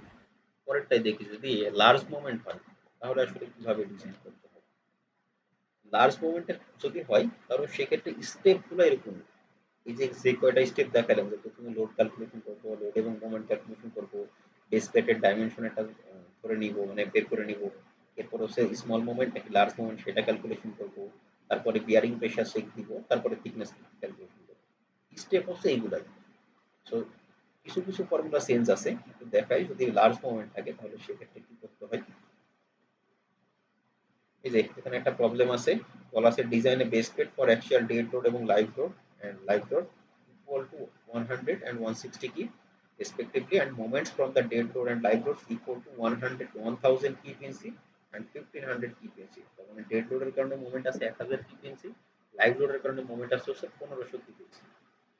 Bending is about the strong axis for W12 into 96 wide flange column with D equal to 12.7 inch এবং BF equal to 12.2 inch। তার মানে আগের প্রবলেমটা এই প্রবলেমটা হচ্ছে একই প্রবলেম, জাস্ট ওখানে মোমেন্টের ভ্যালুটা একটু কম ছিল, তাই স্মল মোমেন্ট পাইছি, এখানে মোমেন্টের ভ্যালুটা একটু বেশি দেওয়া আছে, তাই আমরা এখানে আসলে হয়তো ক্যালকুলেশন করে লার্জ মোমেন্ট পাবো। আপনারা তো আর পরীক্ষার প্রশ্ন করে এরকম সরাসরি বুঝতে পারবেন না, তখন কি করতে হবে, এই যে ইসেন্ট্রিসিটি যেটা দেখা যাচ্ছে ক্রিটিক্যাল ইসেন্ট্রিসিটি এবং ইসেন্ট্রিসিটি বের করে নিয়ে দেখতে হবে যে লার্জ মোমেন্ট নাকি স্মল মোমেন্ট। যাই হোক, তো একই প্রবলেম, একই ভ্যালুগুলোও একই, তাই আমি পরে প্রবলেমটা করলাম না, আমরা একটু সলিউশনে আসি, সলিউশন কিভাবে করব। স্টেপ প্রথমে একই রকম, লোড এবং moment calculation, 1.2 into dead load plus 1.6 into live load, 1.2 into 100 plus 1.6 into 160, calculation করলে লোডের ভ্যালু হচ্ছে 376। এখন যদি আমরা মোমেন্ট ক্যালকুলেশন করি, 1.2 into 2 into moment into dead load plus 1.6 into moment into live load, calculation করে টোটাল আলটিমেট মোমেন্টের ভ্যালু আসছে 3600 কিপিএসি। তাহলে আমরা লোড এবং মোমেন্ট ক্যালকুলেশন করলাম। সো পরের স্টেপও আগের মতোই, তার ট্রায়াল ডাইমেনশন বের করে নিতে হবে, লেন্থ এবং উইডথ। লেন্থ আমরা করি হচ্ছে greater than equal to B plus 6, এখানেও একটা টাইপিং মিস্টেক, এটা হচ্ছে বি, প্রস্থ বি ইকুয়াল টু হচ্ছে বিএফ প্লাস 6। এটা ক্যালকুলেশন করলে ডি প্লাস 6 করলে আসে হচ্ছে 18.7, সেটা হচ্ছে ট্রায়াল 19, বিএফ প্লাস 6 করলে এটাও ট্রায়াল আসে হচ্ছে 19। এখন এই 3 নম্বর স্টেপে এসে এখন আমরা চেক দেই যে এখানে আসলে স্মল মোমেন্ট নাকি লার্জ মোমেন্ট। একই প্রসেস, কোনো চেঞ্জ নাই, আগের মতোই। যে প্রথমে হচ্ছে শুধু ইসেন্ট্রিসিটি, লোডের কারণে যে ইসেন্ট্রিসিটি সেটা, moment divide by load, moment হচ্ছে 3600, লোড হচ্ছে 376, আর ইসেন্ট্রিসিটি হচ্ছে 9.57। এখন বের করবো হচ্ছে critical eccentricity, n by 2 minus PU divided by 2 Q max, n হচ্ছে 19 ডিভাইডেড বাই 2 মাইনাস পিইউ, এখানে ক্যালকুলেশন করছি 376, আর কিউ ম্যাক্স ওই যে আগের মতো, প্রথমে এফপি ম্যাক্স বের করবো, pi into 0.85 f prime c into root over a2 by a1, এই ফর্মুলা দিয়ে ft max ক্যালকুলেশন করে পাইছি 2.21। ft max এর সাথে আমরা যদি তার প্রস্থ গুণ করি তাহলে আমরা হচ্ছে q max এর ভ্যালুটা পাই। তো যেহেতু আগের এই সমস্ত ভ্যালু আগের মতো, তো q max এর ভ্যালু আগের মতোই পাইছি 42 per inch। এটা যদি ভ্যালু বসাই তাহলে ক্রিটিক্যাল ইসেন্ট্রিসিটি পাইতেছি হচ্ছে 5.0। এই ক্রিটিক্যাল ইসেন্ট্রিসিটিটা ডিপেন্ড করে হচ্ছে প্লেটের ডাইমেনশনের উপর। যেহেতু আগের বারে 19/19 পাইছিলাম, সেখানেও 5.502 ছিল, এখানেও যেহেতু আমরা 19/19 ইউজ করতেছি, এখানেও হচ্ছে 5.0। যদি আমরা এখন বেস প্লেটের ডাইমেনশন বাড়াই দেই, ক্রিটিক্যালের ভ্যালু বেড়ে যাবে। যদি এই বেস প্লেটের ডাইমেনশন কমাই দেই, ক্রিটিক্যালের ভ্যালুটাও কমে যাবে। তাহলে এখানে দেখেন ক্রিটিক্যাল ইসেন্ট্রিসিটি হচ্ছে 5, আর লোডের কারণে যে ইসেন্ট্রিসিটি সেটা হচ্ছে 9.57। তার মানে হচ্ছে এখানে ইসেন্ট্রিসিটিটা ক্রিটিক্যাল পার করে চলে গেছে। আর আমরা যে ফিগারটা চিন্তা করতেছিলাম সেটা যদি সেন্টার হয়, সেন্টার থেকে এই যদি আমি ক্রিটিক্যালের একটা জোন চিন্তা করি, তাহলে জোনের ডিস্টেন্সটা হচ্ছে 5 ইঞ্চি করে দেবে। আর লোডের কারণে যে ইসেন্ট্রিসিটি সেটা হচ্ছে 9.57, মানে এটা ক্রস করে চলে গেছে, ক্রিটিক্যাল ক্রস করে চলে গেছে। তার মানে লোডটা আছে হচ্ছে এরকম কোনো একটা পয়েন্টে। তার মানে এই জোন পার করে চলে গেছে, বা প্রবলেম করার সময় আমরা যেটা বুঝি, যেহেতু ক্রিটিক্যালটা পার করে চলে গেছে, তার মানে এখানে মোমেন্ট আসবে হচ্ছে লার্জ মোমেন্ট। তো সেটাই আমরা ডিসিশন লিখলাম, যেহেতু ই গ্রেটার দেন ই ক্রিটিক্যাল, তার মানে ওটা হচ্ছে base plate with large moment. এই তিনটা স্টেপ হচ্ছে হুবহু আগের মতো। 4 নাম্বার স্টেপে আমাদের কি করতে হয়, বিয়ারিং প্রেসার চেক দিতে হয়। তো লার্জ মোমেন্ট থাকলে লার্জ মোমেন্টের বিয়ারিং প্রেসার চেক দেওয়াটা বেশ একটু জটিল কাজ। যদি base plate with large moment থাকে তাহলে তার বিয়ারিং প্রেসার চেক দেওয়াটা একটু জটিল কাজ। তাই কি করা হয়, সরাসরি এখানে বিয়ারিং প্রেসার চেক না দিয়ে এখানে বিয়ারিং লেন্থ চেক দেওয়া হয়। এখানে সরাসরি আগের মতো মানে স্মল মোমেন্টে যখন আমরা প্রবলেম সলিউশন করলাম, বিয়ারিং প্রেসার চেক দেওয়া তো খুব সহজ পাইছিলাম, যে পিইউ ডিভাইডেড বাই ওয়াই, এটা করলেই হয়ে যেত। এখানেও পিইউ ডিভাইড বাই ওয়াই করলেও হয়, তবে এখানে ওয়াই স্মল মোমেন্টের জন্য যখন আমরা ওয়াই ক্যালকুলেশন করছিলাম, যেহেতু এই সেটা জোনের মধ্যে ছিল বা ক্রিটিক্যালের থেকে কম ছিল, আমরা bearing length equal to n minus 2ic এই ফর্মুলাটা সরাসরি ইউজ করতে পারতাম। তো যখন base plate with large moment চলে আসে, এই ওয়াইটা এত সহজে আর ক্যালকুলেশন করা যায় না, ওয়াই এর জন্য বিশাল একটা ফর্মুলা চলে আসে। ওয়াই ক্যালকুলেশন করার জন্য সরাসরি এই যে বিশাল একটা ফর্মুলা চলে আসে, এই ফর্মুলা থেকে এখন ওয়াই ক্যালকুলেশন করতে হবে। তো আপনাদের এই ওয়াই ক্যালকুলেশন করার এই ফর্মুলাটা মুখস্থ করা লাগবে না, এই চ্যাপ্টার থেকে শুধুমাত্র এই একটা ফর্মুলাই দেওয়া থাকবে। আমি আপনাদের আগামীকালকের ক্লাসে আমি দেখাই দিব যে আপনাদের আসলে কোন কোন ফর্মুলা দেওয়া থাকবে আর কোনটা কোনটা দেওয়া থাকবে না। বেস প্লেট থেকে আপনাদের শুধুমাত্র এই ওয়াই ক্যালকুলেশন করার এই ফর্মুলাটাই দেওয়া থাকবে। তো আমাদের যখন লার্জ মুভমেন্ট চলে আসে তখন আমাদের সেই বিয়ারিং প্রেসার চেক দেওয়ার প্রয়োজন হয় না, যদি বিয়ারিং লেন্থ চেক দিই, বিয়ারিং লেন্থ থেকে আমরা বুঝতে পারি যে ডাইমেনশনটা ঠিক আছে কিনা। বিয়ারিং লেন্থটাই হচ্ছে ওয়াই। তো ওয়াই চেক দেওয়ার জন্য আমরা আবার দেখতেছি যে এখানে কয়েকটা নতুন টার্ম লাগে। একটা হচ্ছে এফ, এন তো আমরা জানি, এন তো হচ্ছে লেন্থ, আর বাকি যেগুলো আছে সবগুলো আমরা বের করে আসছি। এই পিইউ আমরা সরাসরি প্রশ্ন থেকে পাই, কিউ ম্যাক্স আমরা বের করছি। শুধু আমরা যেটা জানি না সেটা হচ্ছে এফ। আমরা দেখি এফ কিভাবে ক্যালকুলেশন করব। এফটা হচ্ছে এটা, F equal to N by two divided by N by two minus 1.5। N হচ্ছে 19 ডিভাইডেড বাই 2 মাইনাস 1.5 করলে এফ এর ভ্যালুটা পাইলে হচ্ছে 8 ইঞ্চি। এখন এই বিয়ারিং লেন্থ থেকে ডাইমেনশন ঠিক আছে কিনা সেটা আসলে কিভাবে বোঝা যায়। এই বেস প্লেট উইথ লার্জ মোমেন্টের ক্ষেত্রে এই বিয়ারিং লেন্থ, এই যে ফর্মুলাটা দেখাইতেছে, এই ফর্মুলাতে বিয়ারিং লেন্থের ভ্যালু যদি আমরা পজিটিভ পাই, তার মানে হচ্ছে যে লেন্থ ডাইমেনশন যেটা ধরছি সেটা ঠিক আছে। বিয়ারিং লেন্থের ভ্যালু যদি আমরা অবাস্তব পাই, তাহলে তার মানে ওই যে আমরা সেই ডাইমেনশনটা ধরছি সেই ডাইমেনশনটা ঠিক নাই। এখন তাহলে কথা আসতেছে যে এই বিয়ারিং লেন্থের ভ্যালু বাস্তব আর অবাস্তব কখন আসবে? এই যে দেখেন এই রুট ওভারের ভিতরে দুইটা পার্ট আছে। যদি এই পার্টের ভ্যালুটা, সাপোজ এই পার্টের ভ্যালুটা বললাম 100 আর এই পার্টের ভ্যালুটা পাইলাম হচ্ছে 90, তাহলে 100 থেকে 90 বাদ দিলে ভ্যালুটা আসবে 10। তাহলে 10 কে যদি আপনি ক্যালকুলেটর রুট করেন, আপনারা ম্যাথমেটিক্স এর চারটা কোর্স করে আসছেন, সেখানে কমপ্লেক্স নাম্বার টাম্বার এই সমস্ত সম্পর্কে একটু বেসিক আইডিয়া পেয়ে থাকতে পারেন। এখানে ওই আইডিয়া লাগবে না, জাস্ট আমি বোঝানোর জন্য বলতেছি। যদি এই রুটের ভিতরে পজিটিভ ভ্যালু থাকে তাহলে আমরা বাস্তব ভ্যালু পাই বা বাস্তব নাম্বার পাই। রুটের ভিতরে যদি নেগেটিভ ভ্যালু থাকে তাহলে আমরা সেক্ষেত্রে অবাস্তব ভ্যালু পাই। তার মানে হচ্ছে আমাদের যে ডাইমেনশনটা আমরা ধরছি সেই ডাইমেনশনটা ঠিক আছে কিনা সেটা ডিপেন্ড করে হচ্ছে এই দুইটা পার্টের উপরে। এই পার্টের ভ্যালুটা যদি সেকেন্ড পার্টের থেকে বেশি হয় তার মানে এখানে আমরা বাস্তব নাম্বার পাবো, বাস্তব সংখ্যা পাবো। বাস্তব সংখ্যা মানে হচ্ছে আমরা যে ডাইমেনশনটা ধরছি সেই ডাইমেনশনটা ঠিক আছে। আর এখানে যদি আমরা অবাস্তব সংখ্যা পাই তাহলে সেই ডাইমেনশনটা ঠিক নাই। তাহলে আমরা এখন কি করব? আমাদের কাজ হচ্ছে এই যে দুইটা পার্ট, কেউ চাইলে সরাসরি এই এই যে ফর্মুলা আছে এই ফর্মুলাতে একবারে এই সব ভ্যালু যেহেতু আমাদের জানা, একবারেও যদি সব বসাই দিতে চাই কোনো অসুবিধা নাই, সে বসাইতে পারে। এই পার্টের থেকে এই পার্ট যদি বড় হয় বা এর ভিতরে যদি নেগেটিভ ভ্যালু আসে অটোমেটিক্যালি আপনার ক্যালকুলেটারে ম্যাথ এরর দেখাবে। তো এই জন্য আমি বলতেছি যে প্রথমে আমরা এই পার্টের ভ্যালুটা বের করে নিতেছি আলাদাভাবে, তারপর এই পার্টের ভ্যালুটা বের করতেছি, তারপরে তাদের মধ্যে কম্পারিজন করি। F plus N by two whole square এই ভ্যালুটা যদি বের করি, এফ এর ভ্যালু হচ্ছে 8 ইঞ্চি, এন এর ভ্যালু হচ্ছে 19 ডিভাইড বাই 2 হোল স্কোয়ার করলে এই প্রথম যে পার্ট এই ভ্যালুটার এই পার্টটুকুর ভ্যালু আসে হচ্ছে 307। এখন যদি সেকেন্ড পার্টটা বের করি যে 2 Q E plus F divide by Q max, 2 into Q হচ্ছে এই যে লোডের লোড পাইছি 376, ই এর ভ্যালুটা পাইছি 9.57, এফ এর ভ্যালু পাইছি 8 ডিভাইড বাই কিউ ম্যাক্স পাইছি 42, আর সেকেন্ড পার্ট পাইছি 315। তাহলে এখানে একটু ভালো করে খেয়াল করেন আসলে ঘটনা কি ঘটতেছে। এইখানে প্রথম পার্টের ভ্যালুটা হচ্ছে 307, সেকেন্ড পার্টের ভ্যালু হচ্ছে 315। তাহলে এই এটা যদি আমি সরাসরি ক্যালকুলেটরে ক্যালকুলেশন করতাম সরাসরি সে দেখাইতো ম্যাথ এরর।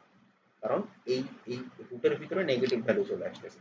রুটের উপরে ভিতরে নেগেটিভ ভ্যালু আসতেছে মানে হচ্ছে আমরা যে বেস প্লেটের ডাইমেনশনটা ধরছি এটা ছোট হয়ে গেছে, তার বিয়ারিং লেন্থ পাওয়া যাইতেছে না, তার বাস্তব কোনো বিয়ারিং লেন্থ নাই, তার বিয়ারিং লেন্থ অবাস্তব হয়ে গেছে। তো অবাস্তব বিয়ারিং লেন্থ নিয়ে তো আমরা কনস্ট্রাকশন করতে পারবো না, তাহলে কি করতে হবে? এখন আমাদের ডাইমেনশন বৃদ্ধি করতে হবে। সেই কথাটাই লেখা আছে যেহেতু এই 307 315 থেকে ছোট তাই এখানে বাস্তব কোনো পাওয়া যাবে না।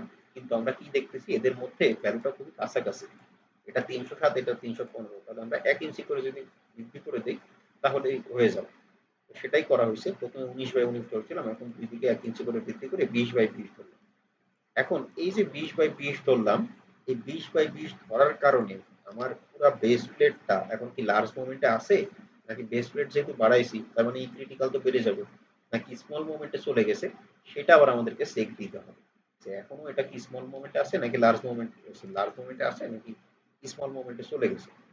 তো লোডের কারণে যে ইসেন্ট্রিসিটি সেটা তো চেঞ্জ হয় নাই, মোমেন্টাল লোডটা একই আছে, তো সেই ইসেন্ট্রিসিটি 9.57ই আছে। ক্রিটিক্যাল যেটা সেটা সামান্য একটু চেঞ্জ হয়ে যাবে, কারণ এন এর ভ্যালু আগে ছিল 19 এখন হয়ে গেছে 20। পিইউ ঠিকই আছে 376, কিউ ম্যাক্সও কিছুটা চেঞ্জ হয়ে যাবে, এফপি ম্যাক্স আগের মতোই থাকবে। এফপি ম্যাক্স এর সাথে বি এর ভ্যালুটা আগে গুণ করেছিলাম 19 এখন গুণ করব 20, তাহলে কিউ ম্যাক্স এর ভ্যালু পেলাম হচ্ছে 44.2। তাহলে এখন এখান সব ভ্যালুগুলো যদি ই ক্রিটিক্যালে বসাই তাহলে ই ক্রিটিক্যালের ভ্যালুটা আসতেছে হচ্ছে 5.74, দেখতেছি আগে ছিল 5.02 এখন পেলাম 5.74।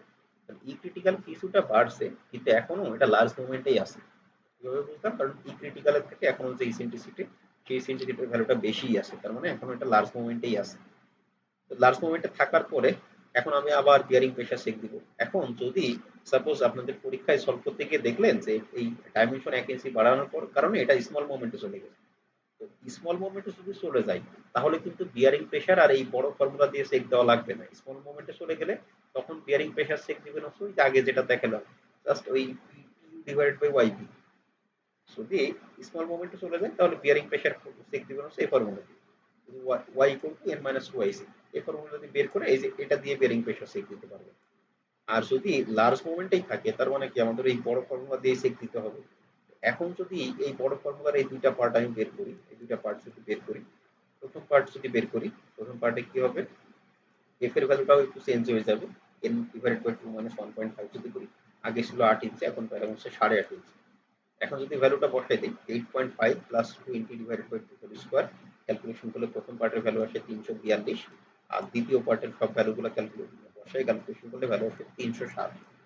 তার মানে এই যে ফর্মুলাটা ছিল, এখন সেকেন্ড ট্রায়ালে গিয়ে দেখলাম প্রথম পার্টটা হচ্ছে 342, এটা হচ্ছে 342 আর এটা হচ্ছে 307।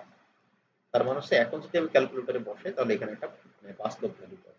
তার মানে হচ্ছে এখন আমাদের ডাইমেনশনটা ঠিক আছে। ডাইমেনশনটা যখন ঠিক থাকবে তখন আমরা চলে যাব হচ্ছে এই ওয়াই ক্যালকুলেশন। ডাইমেনশন ঠিক করে তখন আমরা এই ওয়াই ক্যালকুলেশনে চলে যাব। এখনো সব ভ্যালুই আমাদের জানা আছে। f plus n by 2, f এর ভ্যালু 8.5 প্লাস n বাই 2 হচ্ছে 20 divide by 2 plus minus root over, এখানে আবার ক্যালকুলেশন করলেও হয় অথবা এইটুকুর ভ্যালু আপনি এখানে বের করে আসছেন 342, এইটুকুর ভ্যালু এখানে বের করে আসছেন 307। সো সরাসরি এখানে 342 মাইনাস 307 করে দিলেও হবে। করে দিলে কি আসে দেখেন, এইটুকু ক্যালকুলেশন করলে আসে 18.5 প্লাস মাইনাস এটা ক্যালকুলেশন করলে ওই যে 42, 342 থেকে 307 বাদ দিলে ভ্যালু আসে 35, রুটের 35 মানে হচ্ছে 5.99, সেটাকে এখানে সরাসরি লেখা হচ্ছে 6। তাহলে y ইকুয়াল টু ভ্যালু আসতেছে 18.5 প্লাস মাইনাস 6। তাহলে আমরা এখানে কোনটা নিব? এখানে তো ভ্যালু করলে দুইটা, একটা প্লাস দিয়ে যদি ক্যালকুলেশন করি তাহলে আসবে 24.5, যদি মাইনাস দিয়ে ক্যালকুলেশন করি তাহলে ভ্যালু আসবে হচ্ছে 12.5। তাহলে আমরা কি প্লাস নিব নাকি মাইনাস নিব? সেটা মেইনলি ডিপেন্ড করে যে বেস প্লেটটা আমরা নিতেছি সেই বেস প্লেটটার লেন্থ কত। আমাদের বেস প্লেটের লেন্থ মানে ডাইমেনশনটা হচ্ছে 20 বাই 20। এখন যদি আমি এই বিয়ারিং লেন্থের প্লাস নিতাম আর বিয়ারিং লেন্থ হয়ে যেত 24, তার মানে আমার লেন্থই 20, বিয়ারিং লেন্থ আবার 24 হয় কি করে? বিয়ারিং লেন্থ অবশ্যই কম হইতে হবে। তাহলে কম কখন হবে? মাইনাস দিলে বিয়ারিং লেন্থ আসতে হচ্ছে 12.5, তার মানে আমরা এখানে মাইনাস ইউজ করবো। ম্যাক্সিমাম টাইম এটা মাইনাস ইউজ করতে হবে। প্লাস কখন ইউজ করবো? যদি এই এদের মধ্যে ডিস্টেন্সটা অনেক বেশি হয়। এটা ধরেন এটা একটা 542, এটা একটা 200, এত যদি এরকম মানে অনেক বেশি ডিস্টেন্স হয় তখন আসলে এখানে প্লাস ইউজ করলেও পজিটিভ মানে এই লেন্থের ভিতরে এই ভ্যালুটা পাওয়া যায়। তো সেটা আসলে মানে মোটামুটি রেয়ার কেস বা এক্সটেনশন কেস, ওটা মোটামুটি পাওয়া যায় না। তো নেগেটিভ দিয়ে যেটা পাইলাম সেটা হচ্ছে 12.5, তার মানে ওয়াই ইকুয়াল টু 12.5, এটা 12 না, এটা হচ্ছে 12.5। তো এখানে যেহেতু আমরা বুঝলাম যে আমাদের এই ডাইমেনশনটা ঠিক আছে, ডাইমেনশন ঠিক থাকার পরে আমরা সরাসরি চলে যাবো হচ্ছে থিকনেস ক্যালকুলেশন। এটা আমি পরে আসতেছি, থিকনেস ক্যালকুলেশনে চলে আসলাম। থিকনেস ক্যালকুলেশনের ফর্মুলা আগের মতো 1.5 L into root over F P divided by F Y. 1.5 L এর জন্য আবার আমি জানি যে এম আর এন ক্যালকুলেশন করতে হয়, এদের মধ্যে যেটা ম্যাক্সিমাম সেটা হচ্ছে এল। আগের ফর্মুলাই আগে যেভাবে ক্যালকুলেশন করে আসছে সেই ফর্মুলাই n minus 0.95 d divided by 2 calculation করলে value 3.97, b minus 0.8 bf divided by 2 calculation করলে ভ্যালু আসছে 5.12। যেমন ম্যাক্সিমামটা হচ্ছে n বা 5.12, সো l ইকুয়াল টু আমরা লিখতে হচ্ছে 5.12 into root over fp by fy। fp কত? এই যে আমরা প্রথমেই বের করে আসছি, এই যে এটা হচ্ছে fp, যেহেতু এখানে আমরা নতুন করে আর বের করি নাই, এই fp ম্যাক্স এর যে ভ্যালুটা সেটাই আমরা সরাসরি ইউজ করব। এটা হচ্ছে 2.21 ডিভাইডেড বাই fy। fy প্রশ্নেই বলা আছে 36। ক্যালকুলেশন করলে এখান থেকে থিকনেসের ভ্যালুটা হচ্ছে 1.9 ইঞ্চি, যেটাকে আমরা রাউন্ডিং করে লিখতে পারি হচ্ছে 2 ইঞ্চি। তাহলে আমাদের আলটিমেট ডিজাইনটা হবে হচ্ছে তার লেন্থ 20 ইঞ্চি, উইডথ 20 ইঞ্চি, থিকনেস হচ্ছে 2 ইঞ্চি। এটাই হচ্ছে যদি লার্জ মোমেন্ট থাকে তাহলে সেটার ডিজাইন। আর এখানে আমরা স্মল মোমেন্ট এবং লার্জ মোমেন্ট এদের মধ্যে মেইন পার্থক্যটা পাইতেছি কোথায়? এই যে এই স্টেপ করার পরে অর্থাৎ ডিসিশন নেওয়ার পরে এই যে বিয়ারিং প্রেশার, আগের বার আমরা বিয়ারিং প্রেশার বের করছিলাম, স্মল মোমেন্টের ক্ষেত্রে বিয়ারিং প্রেশার বের করছিলাম জাস্ট এই ফর্মুলা দিয়ে, সরাসরি এই ফর্মুলা দিয়ে বের করছিলাম, কারণ স্মল মোমেন্টের জন্য এই ওয়াই ক্যালকুলেশনটা হচ্ছে একদম ইজি। লার্জ মোমেন্টের ক্ষেত্রে আমাদের বিয়ারিং প্রেশারের জন্য মেইনলি ওয়াই ক্যালকুলেশনই করতে হয়। ওয়াই ক্যালকুলেশনের এই ছোট্ট ফর্মুলা দিলে আর হয় না, এখানে একটা কমপ্লেক্স ফর্মুলা চলে আসে। এই ফর্মুলা দিয়ে আমাদের বিয়ারিং লেন্থ ক্যালকুলেশন করতে হয়। বিয়ারিং লেন্থ যদি পজিটিভ থাকে মানে বাস্তব থাকে তার মানে আমার ডাইমেনশন ঠিক আছে। বিয়ারিং লেন্থ যদি বাস্তব না থাকে তার মানে আমাদের ডাইমেনশন বৃদ্ধি করতে হবে। তো বৃদ্ধি করার পর আমি আবার চেক দিলাম যে এখনো এটা লার্জ মোমেন্টে আছে নাকি স্মল মোমেন্টে চলে গেছে। দেখলাম লার্জ মোমেন্টেই আছে, তাহলে আবার আমি বিয়ারিং লেন্থ বের করলাম। বিয়ারিং লেন্থ বের করার পর যখন দেখলাম যে ঠিক আছে, বিয়ারিং লেন্থ পজিটিভ ঠিক আছে, তারপরে আমরা থিকনেস ক্যালকুলেশন করলাম। এইখানে যেটা বলতেছে যে দিয়ে যেটা বলতেছে এটা মেইনলি এটা হচ্ছে আপওয়ার্ড প্রেসার। এখানে আছে, এখান থেকে আমি দেখাই দিই।